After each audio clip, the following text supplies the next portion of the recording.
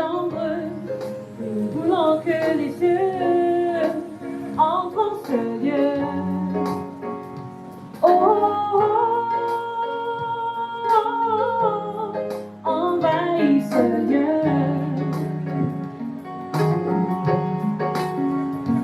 Oh, oh, oh, envahis ce lieu. Nous voulons pas seulement une partie de ta présence, mais nous voulons que les cieux entrent en ce lieu. Saint-Esprit, envahis-nous, que ta voix se fasse entendre.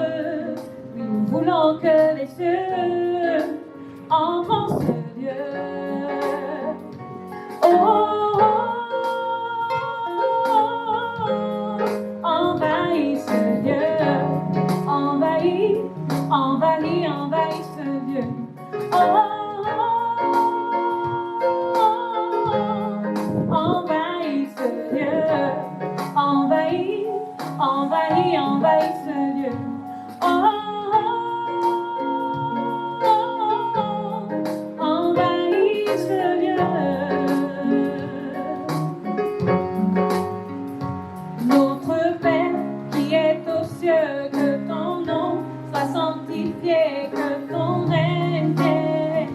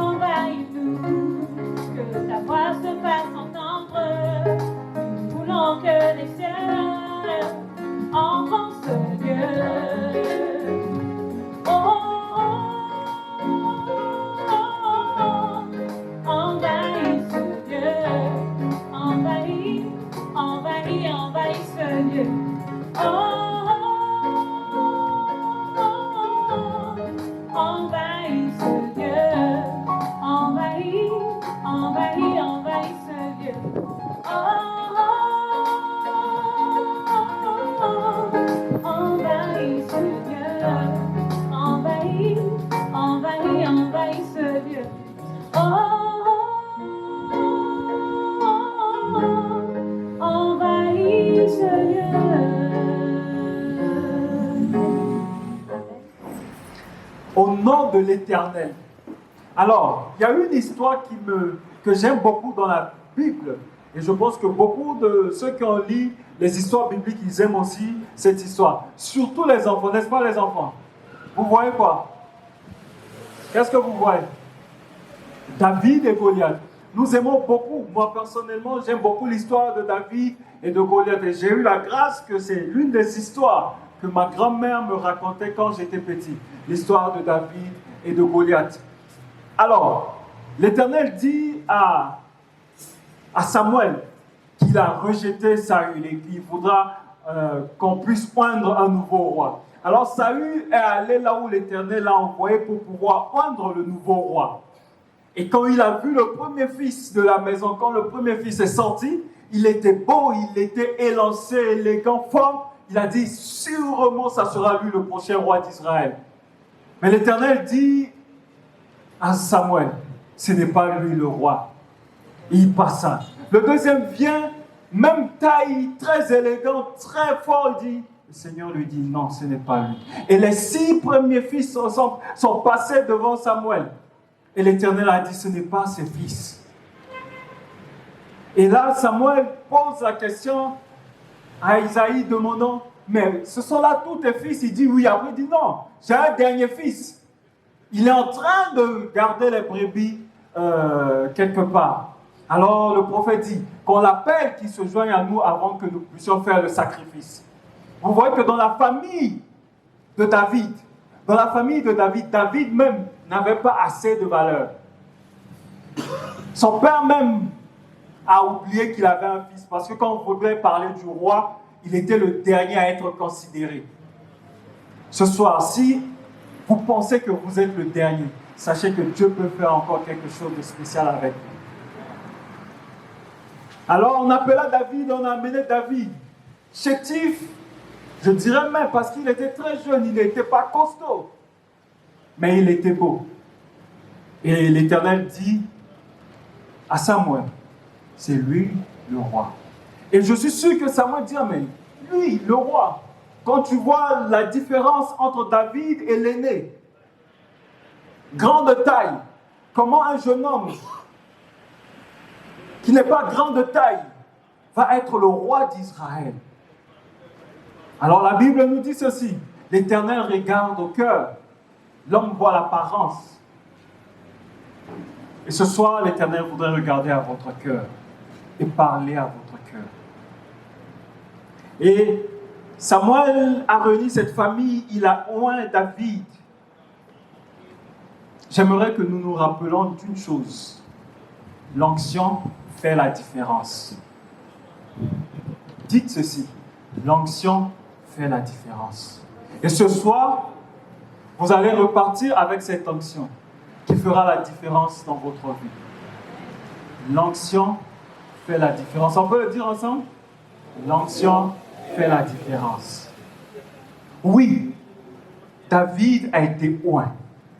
Et cette onction va faire toute la différence dans tout Israël. Alors pendant 40 jours, un homme se place devant Israël. Chaque soir, chaque jour, insulter Israël. Pendant 40 jours, il est en train de défier Israël. Il demande à Israël, bon, ce qu'on va faire, on ne va pas faire combattre tout le peuple, tous ces hommes, on va épargner leur vie. Tellement que leur ennemi était confiant en lui-même. Il demanda à ce qu'on lui envoie juste une seule personne. Et si cette personne est capable de le battre, il deviendra esclave d'Israël. Et si c'est lui qui va battre cette personne, Israël va devenir esclave. Et le roi Saül était là. Il avait perdu l'onction. Le roi Saül avait perdu l'onction. Et il ne pouvait plus affronter ses adversaires. Si vous perdez votre onction, vous allez avoir peur devant l'ennemi. Si vous perdez votre onction, vous allez avoir peur devant l'ennemi. Et c'est ce qui est arrivé à Saül. Il a perdu l'onction. Et il avait peur devant cet homme. Et le père de David dit, bon, prends cette nourriture, va et donne cela à tes frères. Il arrive là-bas, il commence à partager, il parle, et voilà un homme qui sort. La Bible nous dit, cet homme mesurait 6 coudées. Environ peut-être 3 mètres aujourd'hui. Et cet homme sort et il commence à insulter Israël. Mais non seulement il insulte Israël, il insulte le Dieu d'Israël. J'aimerais voir la main de ceux qui vont accepter qu'on insulte leurs parents. Personne. Même si tu sais que cette personne va te taper, mais parce qu'il a insulté tes parents, tu vas aller là-bas pour pouvoir faire quelque chose. Même si tu as tapé, tu sais au moins que tu as essayé de défendre tes parents. Même s'il est grand comment, tu vas aller parce que tu ne vas pas accepter que tes parents soient insultés. Et Israël avait peur parce que leur chef avait perdu l'onction. Et ce jeune homme est venu parce que lui, il a reçu l'onction. Il a dit non, mais cet homme ne peut pas insulter Israël, ni le Dieu d'Israël. Moi, je veux aller le combattre. Il dit, moi, je veux combattre cet homme. Et Saül demande, mais de quelle tribu es-tu? D'où viens-tu? Il dit, non, je dois aller combattre cet homme. Alors Saül enlève son armure et il donne à David. Chers amis, ce n'est pas tous les conseils qu'il faut prendre. Ce n'est pas tout ce qu'on nous donne qu'il faut accepter. David a porté ses armures, il a dit non, ça je ne peux pas me battre avec, je n'ai jamais utilisé ça. Je n'ai jamais utilisé l'épée, je n'ai jamais utilisé tout ce que tu as mis sur moi, je ne peux pas. Mais ce que j'ai l'habitude d'utiliser, j'irai avec.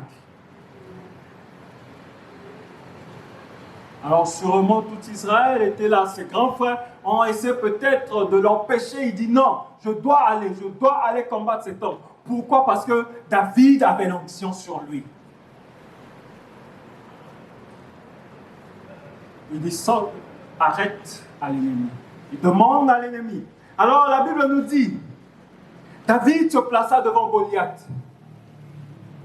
Un jeune homme devant quelqu'un armé, très élancé, très grand, 6 doigts et 6 orteils. Sa main comme ça, il a 6 doigts. Donc imaginez en fait cette personne devant laquelle David se trouve. Alors il continue à insulter David et à insulter Israël. Il dit à David, aujourd'hui je vais te déchirer, je vais donner une partie aux chefs, je vais donner aux chacun, ils vont manger de ta chair. Mais avant de dire cela, il dit, mais Israël, respectez-moi au moins. C'est ça votre meilleur soldat?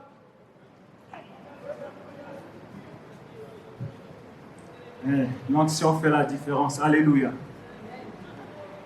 L'onction fait la différence.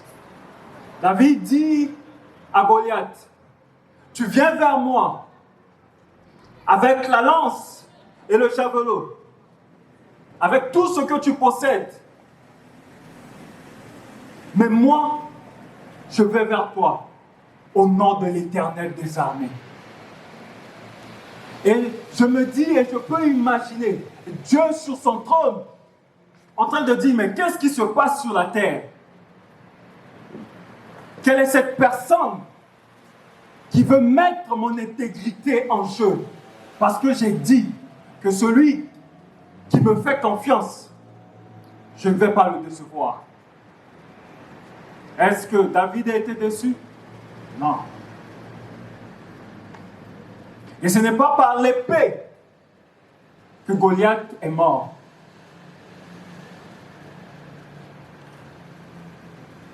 Ce soir, je vais partager avec vous 10 secrets pour combattre votre ennemi. Sûrement, nous avons tous un ennemi, comme David, comme Israël. Peut-être cet ennemi nous a opprimés, oppressés pendant plus de 40 jours. Israël était opprimé, oppressé pendant 40 jours. Moi, je ne sais pas pendant combien de temps l'ennemi t'a oppressé. Pendant combien de temps il t'a opprimé. Ça peut être les mêmes 40 jours. Ça peut être pendant une année. Ça peut être pendant 6 mois. Que tu vis une situation difficile. Que tu n'arrives pas à t'en sortir. Difficile cette situation. Tu te poses cette question, mais comment je peux faire? Mais ce soir, sache que l'onction peut faire la différence dans ta vie. La foi, une démonstration. David dit aux Philistins, tu marches contre moi avec l'épée, la lance et le javelot, et moi je marche contre toi au nom de l'Éternel des armées, du Dieu de l'armée d'Israël que tu as insulté. Oui, l'Éternel a trouvé quelqu'un sur qui il va s'appuyer pour donner gloire à son nom. Dieu a trouvé un jeune homme sur qui il va s'appuyer pour que l'on sache qu'il est Dieu, qu'il est le Tout-Puissant. Et il s'est levé de son trône. J'imagine, ses anges sont descendus. David n'était pas seul. Et je sais que ce combat sur le plan spirituel était plus que ce que nous voyons. Parce que je sais que le diable a envoyé ses démons pour pouvoir combattre David. Et l'Éternel aussi a envoyé ses anges camper autour de David, comme il l'a dit dans le psaume. L'ange de l'Éternel campe autour de ceux qui le craignent. Et ils étaient là autour de David.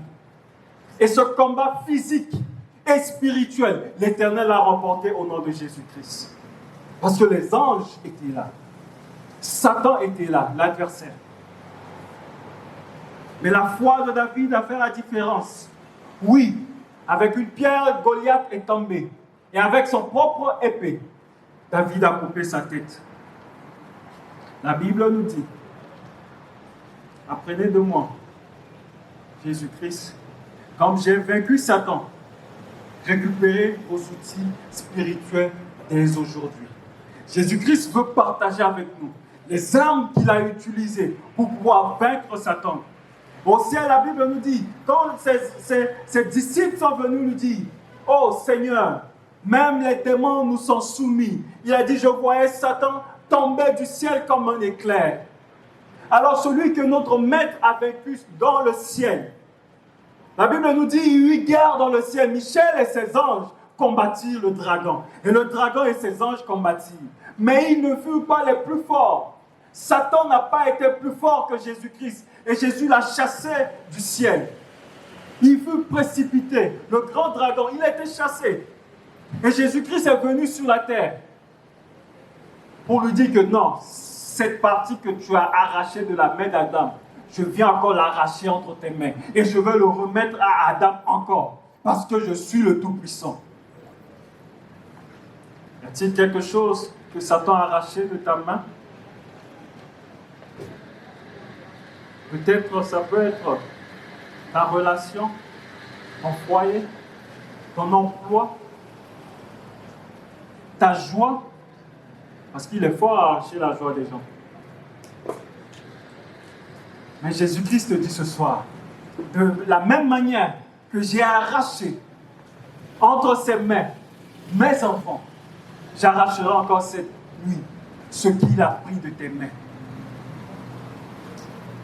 Enfin, mes frères et sœurs, fortifiez-vous dans le Seigneur et dans sa force toute puissante. Revêtez-vous de toutes les armes de Dieu afin de pouvoir tenir ferme contre les ruses du diable. Nous devons avoir les armes de Dieu pour que nous puissions tenir ferme contre les ruses du diable. Car nous n'avons pas à lutter contre la chair et le sang, mais contre les dominations, contre les autorités, contre les princes de ce monde de ténèbres, contre les esprits méchants dans les lieux célestes. On n'a pas à lutter contre la chair et le sang.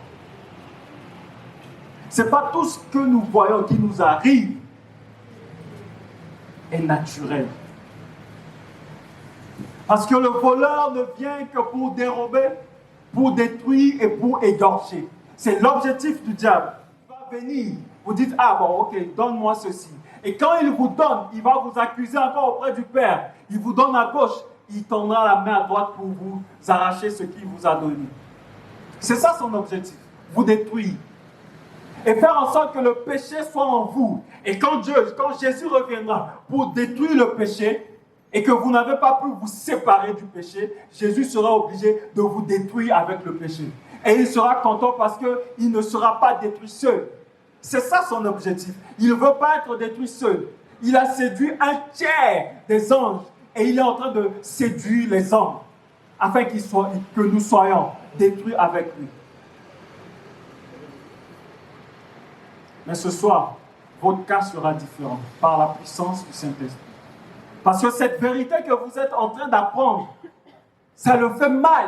S'il pouvait vous empêcher depuis le début de cette conférence à ne pas être présent, il allait le faire. Mais Christ vous a choisi. C'est pourquoi soir après soir, vous êtes ici. C'est parce que le Saint-Esprit vous a donné la force. C'est parce que les anges de l'Éternel ont campé autour de vous. Et il vous a donné la force d'être là, d'être présent. Et c'est à vous ce soir de décider. Jésus a campé. Jésus a été là. Mais la décision finale vous revient. Jésus ne vous forcera pas à décider. Mais il vous a donné l'occasion d'être présent afin de choisir votre destin. 10 armes contre Satan. Nous luttons contre des êtres invisibles et nous devons utiliser des armes invisibles. Satan était un ange, un chérubin aux ailes déployées. Donc il a 6000 ans d'expérience que vous et moi. Un adversaire avec tant d'années d'expérience, qui suis-je pour faire face à lui? Nous ne pouvons pas faire face à lui. 6000 ans d'expérience sur cette terre. Et combien d'années moi j'ai pour pouvoir faire face à un tel adversaire? Je ne peux pas faire face à un tel adversaire. Donc qu'est-ce qu'il faut faire? Il faut chercher quelqu'un qui a plus d'expérience que lui. Et cette personne, c'est celui qui l'a créé. Satan a été créé. Mais celui que nous voulons appeler, lui, il n'a pas été créé. C'est lui qui a créé Satan. Il est l'alpha, il est l'oméga. Il n'a ni commencement ni fin. Donc il connaît Satan. Il connaît avant sa création. Et il connaît déjà sa fin.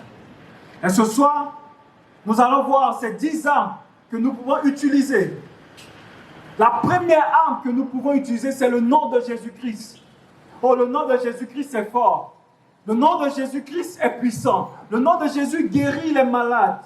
Le nom de Jésus-Christ sauve. Le nom de Jésus-Christ ressuscite même les morts. Et le nom de Jésus-Christ nous donne le salut ce soir. C'est en Jésus-Christ que nous avons le salut. Mais ce nom, appelons-le que quand nous avons besoin. Il y a des personnes qui étaient en danger, ils ont crié. Au nom de Jésus, ils étaient sauvés. Des avions qui étaient en turbulence en train de vouloir faire des accidents. Mais ils ont dit, au nom de Jésus, Dieu a évité ces crashs. Des bateaux, des voitures. Le nom de Jésus-Christ fait la différence. Si vous êtes dans une situation compliquée, appelez le nom de Jésus-Christ. C'est votre première arme. Que ce nom ne se loigne pas de votre bouche.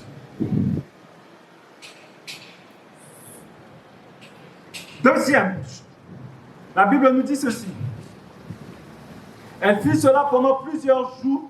Paul, fatigué, se retournait et dit à l'esprit, je t'ordonne au nom de Jésus de sortir d'elle. Les apôtres Paul, ils étaient en train de prêcher l'évangile. Il y a une femme qui les suivait et disait, ceux-là, ce sont des hommes de Dieu. Mais Paul, fatigué, se retourne au nom de Jésus. Cette femme qui était possédée par un esprit malin fut délivrée. Le nom de Jésus-Christ nous donnera la victoire. Deuxième arme, le sang du Christ pour chasser le démon. Oui, le sang de Jésus-Christ a une puissance, car le sang de Jésus-Christ nous a rachetés de la main de l'ennemi. Et par ce sang, nous avons la victoire. Et quand vous voyez quelque chose qui ne va pas dans votre vie, appelez le sang de Jésus-Christ.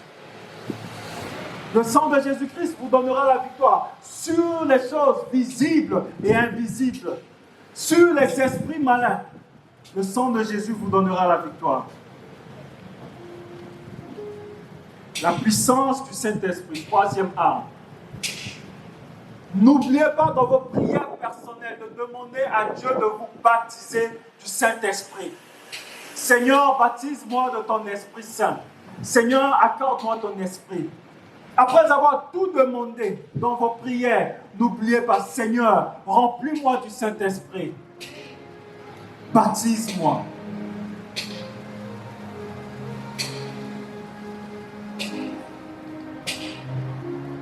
Quatrième chose, la parole de Dieu.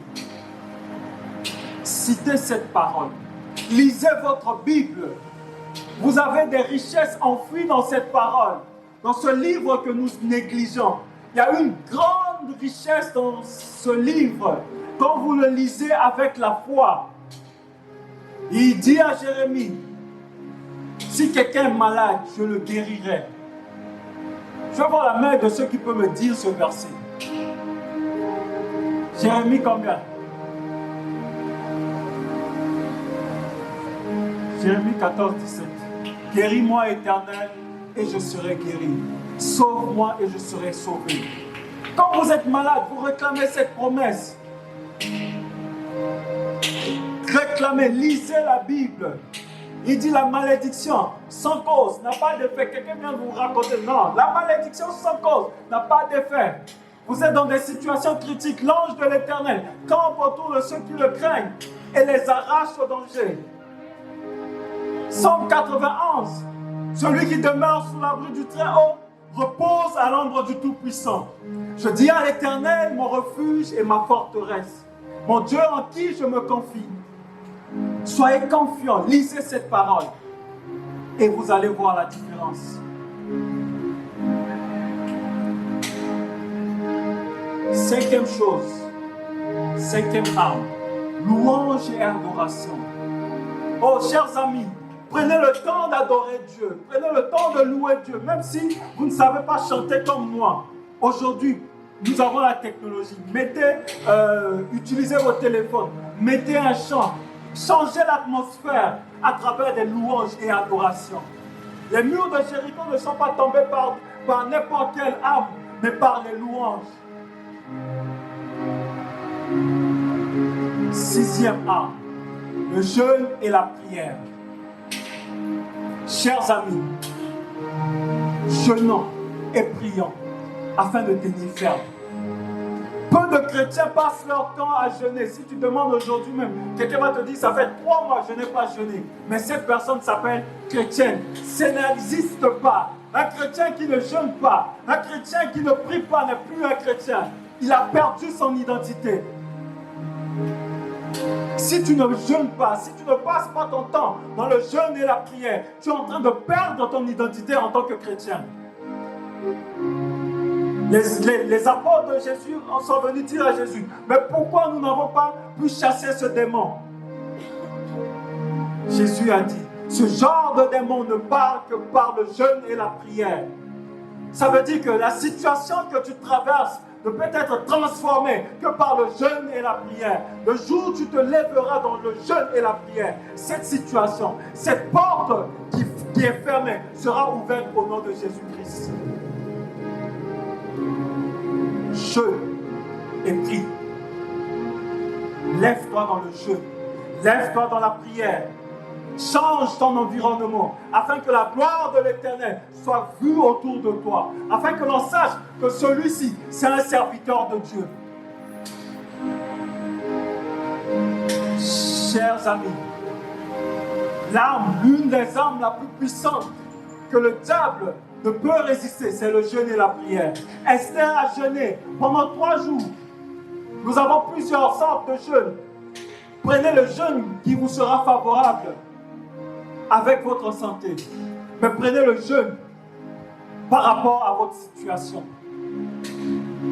vous avez des difficultés, des situations compliquées, jeûnez. Vous n'allez pas mourir. Un jour de jeûne et prière, vous n'allez pas mourir. Mais ça peut faire toute la différence dans votre vie. 3 jours de jeûne et de prière, sans manger ni boire. Posez-vous la question, si Esther n'est pas morte, est-ce que je vais mourir? Le seul jeûne que je ne vous dirai pas de faire, c'est les 40 jours que Jésus-Christ a fait. C'est un jeûne divin. Mais jeûne de 40 jours où vous pouvez manger chaque soir. Jeûne de 21 jours que vous pouvez manger chaque soir. Jeûne de 7 jours. Jeûne de 3 jours. Passez votre temps à jeûner et à prier. Et votre vie sera différente. L'obéissance totale à Dieu. 7e arme du chrétien. Vous devez obéir à Dieu. Quel que soit ce que cela va vous coûter, je vais obéir à Dieu. Seigneur, je décide aujourd'hui de faire ta volonté. Il vous donnera la force parce que vous demandez son esprit chaque jour. Son esprit vous donnera la force de pouvoir être obéissant. 8e chose, la prière préventive. Il s'agit simplement de prier pour obtenir des réponses de Dieu. Comme les anglophones le disent, put, pray until something happens. Prions jusqu'à ce que quelque chose arrive. Prions jusqu'à ce que quelque chose arrive. Tant que vous n'avez pas vu la chose, n'arrêtez pas de prier. Ne dites pas que non, j'ai fini de prier sur tel sujet. Non. Quelqu'un a dit, la prière, c'est la chose que nous pouvons envoyer dans le futur. Et cela va nous attendre. Seigneur, je veux aller à Saint-Louis demain. Vous envoyez votre prière dans le futur. Et si le diable avait planifié vous faire quelque chose, la puissance du Saint-Esprit, les anges de l'Éternel vont être au lieu avant ton arrivée. La prière est quelque chose qui peut nous précéder. Envoyez votre prière dans le futur. Priez pour le futur de vos enfants. N'attendez pas que l'enfant arrive là avant de prier. Priez déjà pour le futur. 9e arme. Remerciement. Ayons l'habitude de dire merci Seigneur. Merci. Celui qui dit merci peut encore recevoir demain. Il est très important. Un jour, vous allez vous mettre, Seigneur, je suis venu juste ce soir pour te dire merci. Je ne suis pas venu demander quelque chose, mais je suis venu, Père, te remercier. Citez combien de fois l'Éternel a été bon. Remercier Dieu. Et la dernière arme qu'un chrétien doit avoir, c'est la foi. La foi fait la différence. Qu'est-ce que Paul nous dit dans Hébreux? Or, la foi est une ferme assurance de quoi? Des choses qu'on ne voit pas. Et une démonstration de ce qu'on espère. Je me rappelle quand je préparais mon bac, mon père est venu me dire, ce que je peux te conseiller, imagine-toi en train de crier, j'ai reçu le bac. C'est la foi. Oui, et la foi. Et la foi en Dieu. Seigneur, je ne comprends pas le chemin que tu veux m'amener, mais je crois en toi. Je crois en toi comme Abraham a cru en toi. Voilà les 10 armes que je nous invite à avoir autour de nous, en nous, chaque jour. Et que chaque pas que nous allons poser soit inspiré par ces armes. C'est ainsi que nous devons attendre le bonheur que nous espérons. Et le jour où apparaîtra la gloire de notre Dieu et Sauveur Jésus-Christ. Résolution pour le succès. Décider de ne pas vivre dans le péché connu. Décider d'aimer et d'obéir à Dieu et à tout prix. Prendre la résolution de ne pas avoir de rancune envers qui que ce soit. Résolvez de ne pas garder de colère dans votre cœur. Prendre la résolution de faire connaître sa voix au ciel par la prière, par la dévotion quotidienne. Résolvez de haïr ce que Christ est et d'aimer ce qu'il aime. Le diable voudrait nous tendre des pièges comme des souris. Je pense que la majorité connaissent ceci. Le diable voudrait te tendre des pièges. Quand tu tombes dans ces pièges, il te fait ce que la trappe-souris fait aux souris, à la souris. Mais ce soir, il y a de la puissance dans le nom et le sang de Jésus-Christ. Mettez-vous de toutes les armes de Dieu. Prenez ces armes que Dieu vous donne ce soir. Y a-t-il quelqu'un ce soir qui veut ces armes, qui voudrait avoir ces armes avec lui? Et je ne suis pas en train de parler du futur, mais qui veut commencer son combat aujourd'hui.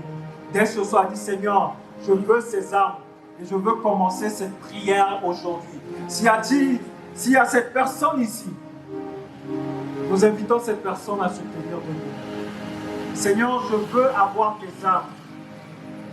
Je veux avoir tes armes. Je veux ces armes pour combattre l'ennemi. Je veux ces armes pour vivre dans l'obéissance. J'ai besoin de ces armes au Seigneur Jésus. Si vous désirez ces armes, mettez-vous. Jésus-Christ dit ceci. Ce n'est pas vous qui m'avez choisi, mais c'est moi qui vous ai choisi. Et je vous ai établi afin que vous portiez du fruit et que votre fruit demeure, alors que vous demanderez au Père en mon nom, il vous le donnera. Votre présence ce soir ici n'est pas un fruit d'hasard. C'est Jésus-Christ qui vous a choisi. Il vous a choisi d'être là ce soir. Et vous avez répondu à cet appel. Et il vous tend une fois de plus la main. Et il dit ceci, si vous acceptez tout ce que vous allez demander au Père en son nom, il vous le donnera. Y a-t-il quelqu'un ce soir qui hésite encore à accepter Jésus-Christ comme son Seigneur et son Sauveur? Il faudrait avoir ses armes. J'invite le pasteur à se joindre à moi ici, nous allons prier. Mais nous voulons faire encore une prière spéciale pour vous ce soir. Y a-t-il quelqu'un qui voudrait porter ses armes et qui veut repartir ici, libéré de toute emprise invisible de Satan et être rempli par la puissance de cet esprit? Que cette personne avance. Le Seigneur vous bénisse. Y a-t-il d'autres personnes qui voudraient se joindre? Chers amis, ce soir, c'est Dieu qui t'a amené ici. Il voudrait faire la différence dans ta vie. Il voudrait te donner l'onction comme il a donné à David. Il voudrait ce soir te oindre comme il a oint David. Et quand David a été oint, David est devenu une nouvelle personne. Une personne différente. Le Seigneur t'appelle. S'il te plaît, ne résiste pas à sa voix. Ce n'est pas moi qui vous appelle, mais c'est Christ qui vous appelle. Et il voudrait vous donner ses armes. Il voudrait que vous puissiez faire partie de son royaume. Il voudrait que vous le confessiez alors qu'il est en train de vous confesser devant son Père. Alors qu'il est devant le propitiatoire du Père, il intercède pour nous. Votre nom est en train de passer devant le Père. Et il est en train de supplier le Père en montrant les traces des mains qui ont subi les clous pour vous. Venez à lui. Venez à Jésus-Christ. Ce n'est que pour recevoir les armes et le Saint-Esprit qu'il vous désire vous donner. Si vous vous êtes levé, c'est parce que vous avez accepté. Mais ce soir, il veut encore que vous fassiez encore un pas de plus. Ne résistez pas à ce pas de plus. Faites le pas. Et vous allez voir la différence. Alors ceux qui sont venus, Nous allons nous mettre à genoux devant ici. Avec le pasteur, nous allons prier. Alors que vous serez à genoux en train de prier, demandez à Dieu. Seigneur, tu as oint David. Tu as fait de David ton enfant, l'homme selon ton cœur. Je voudrais que ce soir tu me pointes comme tu as oint David. Et que je sois l'homme selon ton cœur. Et tu as pris David de berger à un roi. Parce que je t'ai accepté. Et que dans l'invisible, dans le royaume à venir, je suis un prince. Que ma royauté soit désormais visible ici au nom de Jésus-Christ. Prie au nom de Jésus.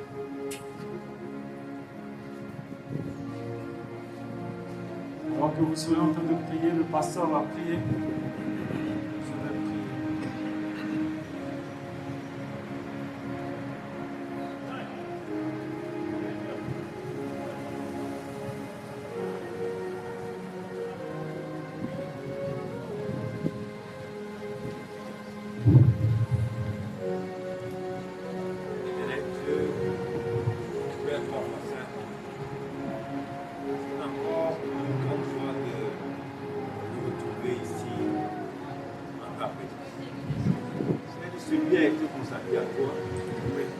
Alors que nous sommes réunis ici en ton nom, nous avons la certitude que tu es déjà parmi nous. Nous te glorifions et te dis infiniment merci pour toutes choses. Car tu es digne d'adoration. Seigneur Dieu, nous n'avons pas autre chose à réclamer, autre chose à rechercher, Seigneur Dieu, à part le fait de toujours demander dans ta présence. Dans le Père Céleste, il n'y a rien de plus agréable que de marcher avec toi. Il n'y a rien de plus rassurant. Alors que nous t'avons rencontré, de demeurer dans ta joie, dans ta paix.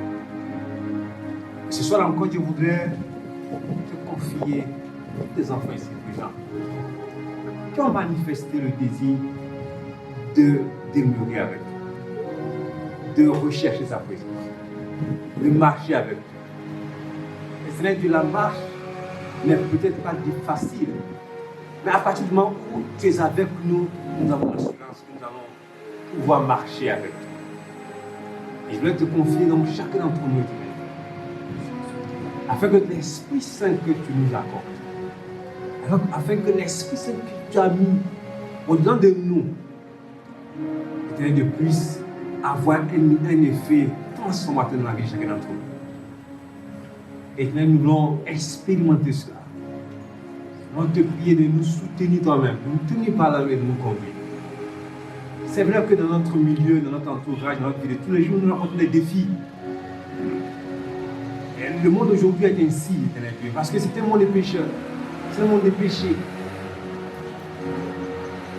Et nous avons besoin de toi pour que nous puissions le traverser dans de bonnes conditions. Seigneur Dieu, sans ta force, sans ta puissance, sans ton soutien, qui sommes-nous? Tu as dit ta parole que sans toi, nous ne sommes rien. Et nous te prier d'avoir compassion des enfants. Te prions d'être avec nous. Il n'y a rien de plus gratifiant pour tes enfants que de savoir que tu es avec eux. Soutiens tes enfants que nous sommes. Alors que nous sommes venus ici par ta grâce, c'est toi-même qui as pris nos pieds jusqu'ici. Tu as guidé nos pas jusqu'à ce lieu. Alors que nous remettons en termes de maintenant, Dieu, accepte-nous tels que nous sommes. Et fais de nous de belles créatures. Soutiens notre marche. Aide-nous à pouvoir recommencer à zéro si cela est nécessaire pour nous. Aide-nous à pouvoir être ces chrétiens ou ces personnes qui veulent se mettre entre tes mains comme tu le veux. Nous ne voulons pas être ce que nous-mêmes nous voulons être. Non. Nous avons besoin d'être ce que toi tu attends de nous. Et Dieu, nous voulons encore ce soir te prier de nous aider, de nous soutenir et de nous assister. Garde tes enfants ici présents. Et je te prie au Père que ta main de consécration soit sur nous. Et qu'au sortir d'ici, nous soyons remplis de joie parce que tu nous as soutenus. Parce que tu as exaucé nos prières. Au nom de ton Fils Jésus. Amen. Amen. Roi des rois, Seigneur des seigneurs, en ton trône coule un fleuve de flammes. 1000 milliers te servent et 10 000 milliers sont à ton service. Je lève mes mains pures vers toi afin que tu les sanctifies, que tu les purifies, que tu me purifies de mes péchés. Oh Dieu, je t'en supplie, non pas à nous, mais à ton nom de gloire. Ô Éternel, que le feu qui traverse ton trône traverse ce lieu, Seigneur Jésus. Que si quelqu'un, Seigneur, fait face à l'ennemi, que tu libères cette personne. Parce que le sang de Jésus, une fois de plus, parle, Seigneur, que ton sang parle. Ô Saint-Esprit, entre dans nos vies. Ô Prince de paix. Ô Yahweh, que l'on sache, Éternel, que tu es Dieu. Seigneur, Dieu trois fois saint, menace l'ennemi, Papa. Menace l'ennemi de nos vies, Seigneur Jésus. Que les âmes que nous avons citées, Seigneur, soient désormais la portion de tes enfants. Ô Dieu des armées, nous prions, Éternel. Si quelqu'un est malade ici, accorde le divin toucher au nom de Jésus.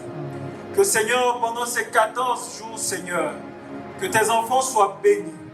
Qu'ils soient, Seigneur, Papa Yahweh, désormais, sous ta divine présence. Oh, ceux qui ont pris l'engagement de te suivre, Seigneur, que leur voix désormais te soit familière, Éternel. Oh Dieu, parce que nous élevons nos mains vers toi en leur faveur. Parce que nous intercédons, Seigneur, comme tu intercèdes auprès du Père. Seigneur, interviens dans leur vie.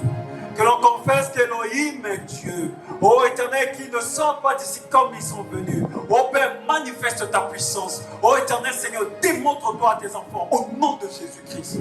Père, Père, Père, c'est en ton nom que nous sommes ici.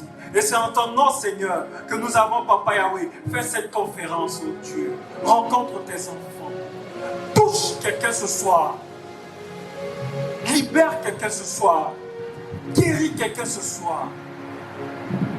Et remplis-nous de ton esprit.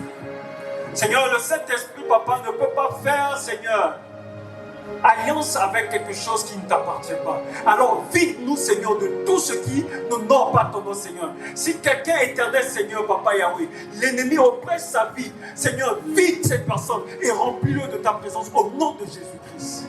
Oh Dieu, interviens. Papa, nous te supplions humblement. Bénis tes enfants.